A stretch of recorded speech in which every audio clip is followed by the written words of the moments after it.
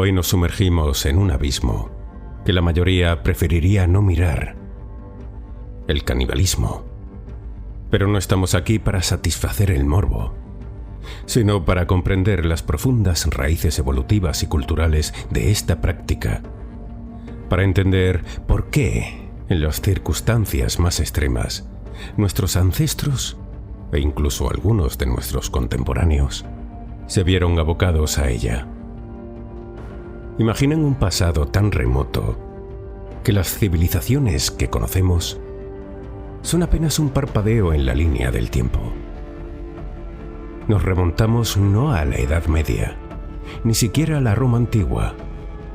Estamos hablando de cientos de miles de años atrás, cuando los primeros homínidos deambulaban por los paisajes cambiantes, luchando por la supervivencia en un mundo implacable. Es aquí, en este crisol primigenio, donde la arqueología ha comenzado a revelar una verdad escalofriante. El canibalismo no es una aberración moderna o un rasgo exclusivo de culturas salvajes y lejanas. Es un comportamiento que de una u otra forma nos acompaña desde que somos, bueno, nosotros.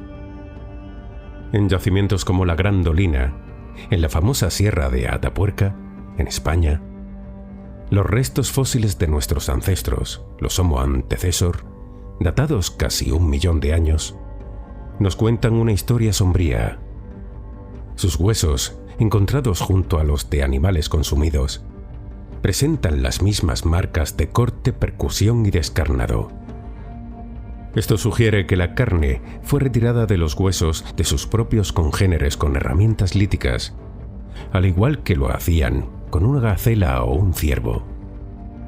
Incluso los huesos largos fueron fracturados para extraer la médula, ese elixir nutritivo tan preciado.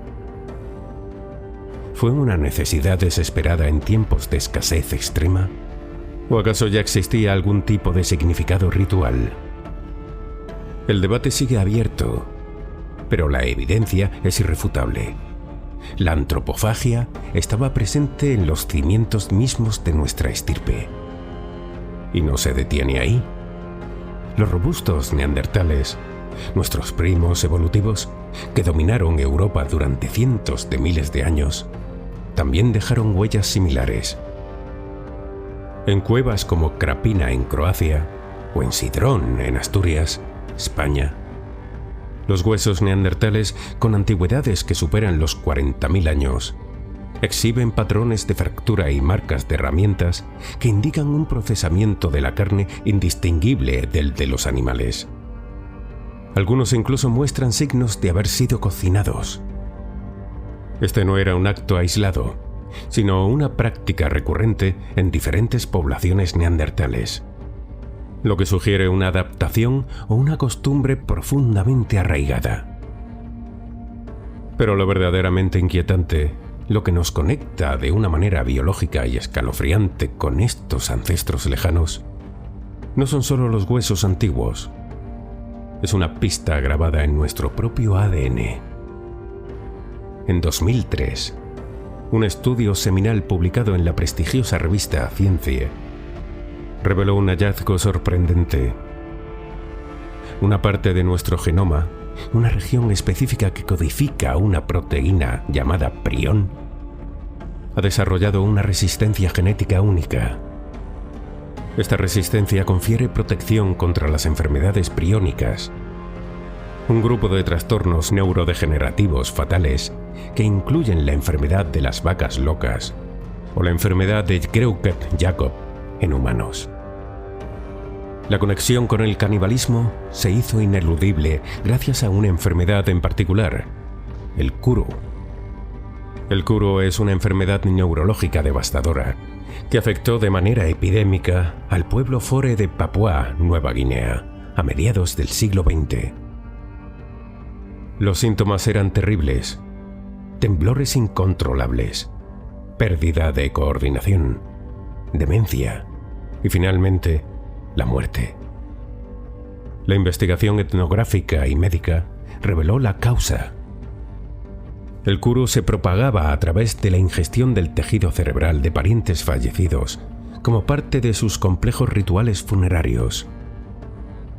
Esta práctica, una forma de endocanibalismo, buscaba honrar al difunto y mantener su espíritu dentro de la comunidad, sin saber que al hacerlo propagaban una enfermedad mortal.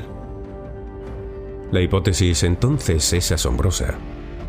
La existencia de esta resistencia genética a las enfermedades priónicas en el ADN humano, con una antigüedad estimada de al menos 500.000 años, es una evidencia poderosa de que el canibalismo fue una presión selectiva, lo suficientemente significativa como para moldear nuestra propia evolución biológica.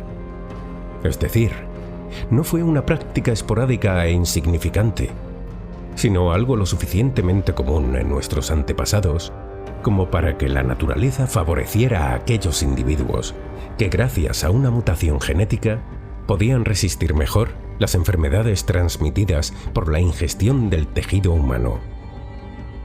Imagina la crudeza de la vida prehistórica. La hambruna era un enemigo constante, los recursos escasos. En la desesperación de un invierno brutal o una sequía prolongada, nuestros ancestros podrían haber recurrido al canibalismo de supervivencia, consumiendo los cuerpos de sus propios muertos para evitar el mismo destino.